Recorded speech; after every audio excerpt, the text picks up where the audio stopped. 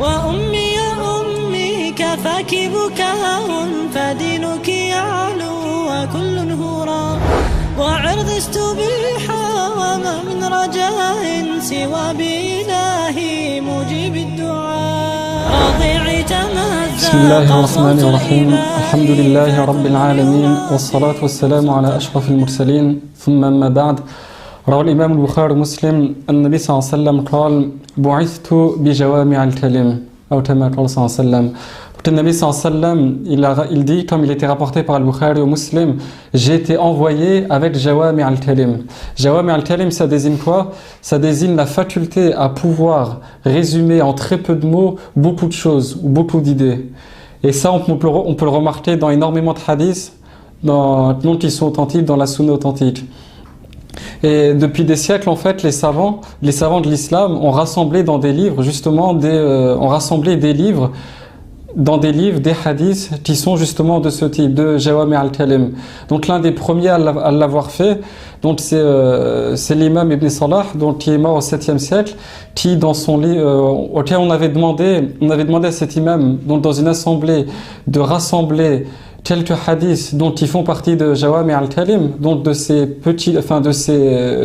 paroles courtes mais qui regroupent beaucoup d'idées, beaucoup de sens et beaucoup de choses. Et il a rassemblé dans un livre 26 hadiths. Et après lui, en fait, il y a l'imam al-Nawawi, rahimahullah, qui, dans son livre très connu, l'Arba'in Nawawiyya, a rajouté 16 hadiths, pour qu'au total, il y ait 42 hadiths. Donc, ce sont des hadiths il a rassemblé ces hadiths pour essayer de résumer l'ensemble de la religion. Il dit dans son introduction que chacun de ces hadiths, ça représente un fondement des fondements de la religion. Et ces hadiths-là, donc l'imam Nawawi rahimahullah, il dit qu'ils sont tous authentiques, même si on verra que sur certains il y a un khilaf, enfin une divergence sur l'authenticité. Mais ce sont tous des hadiths importants qui résument et qui englobent la quasi-totalité de la religion.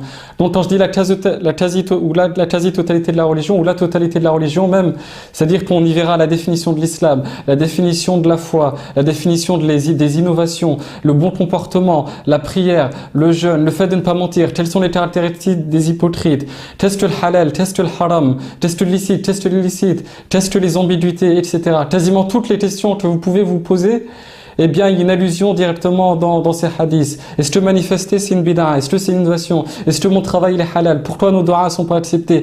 Quasiment toutes les questions que vous pouvez vous poser dans votre vie, il y a une réponse, il y a une allusion en tout cas dans ces 40 hadiths. Ou dans ces 42 hadiths plus exactement, même si le titre c'est les 40 hadiths. Et ensuite, on a reproché en fait à l'imam al-Nawawi rahimahullah de ne pas avoir regroupé tous les hadiths de la religion. Enfin, évidemment, il n'y a pas tous les hadiths, mais d'englober toute la religion.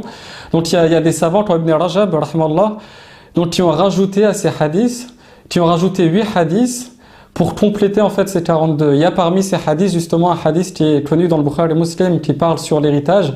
Donc l'héritage qui est une science islamique très importante, vu qu'il a été rapporté par le Nabi sallallahu alayhi wa sallam de manière faible certes, mais qui est également une parole de savant, que l'héritage ou la science de l'héritage c'est la moitié de la science ou la moitié de la religion. Également un hadith très connu sur Ahkam al-Qada, sur les jugements en fait, le droit, enfin comment appliquer un jugement ou les règles du jugement en islam, et qui également est une porte, enfin qui est également un fondement des fondements de la religion dans cette porte de fil. Pareil pour l'héritage.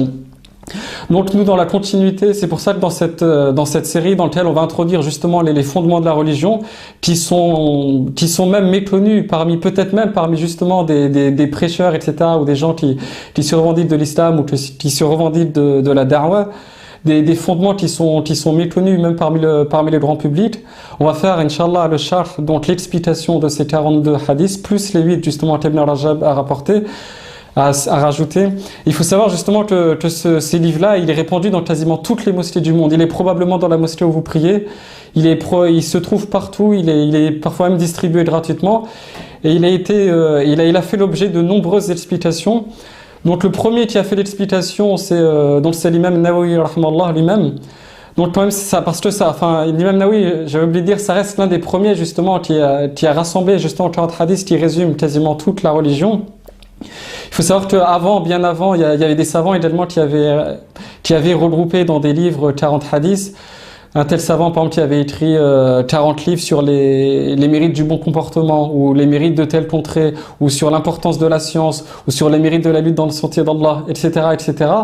Et l'imam Nawawi, rahimahullah, c'était donc l'un des premiers à rassembler donc ces 40 hadiths qui regroupent la quasi-totalité de la religion. Et parmi ces hadiths, comme on le verra, il y a des hadiths qui ont été certes cités par certains savants des salafs, comme l'imam Ahmad et Shafi'i ou d'autres, ou l'imam Abu Daoud, qui le représentent pour certains un tiers de la religion, ou un quart de la religion, ou que certains sont applicables dans 70 ports du fiqh, ou qu'à chaque port de fiqh, je devrais la précéder de tel hadith.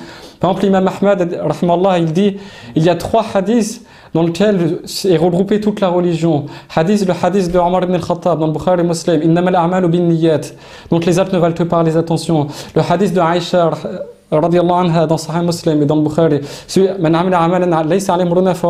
qui fait une action qui n'est pas conforme à notre affaire ou à notre religion, alors il est rejeté. Et le hadith de Norman, donc le halal bayyin ou le haram bayyin, le halal est clair, le licite est clair et l'illicite est clair.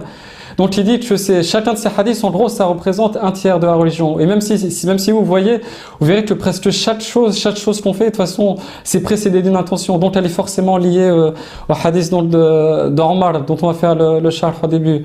Il y a une parole d'Abu Daoud, pareil, sur 4 hadiths qui est assez similaire. Donc ces hadiths-là, ils sont très importants, ils présentent les fondements de la religion. Et si Allah il nous donne la compréhension et l'application de ces hadiths, on fera, Inch'Allah, parmi ceux qui réussissent dans ce bas monde et dans l'au-delà.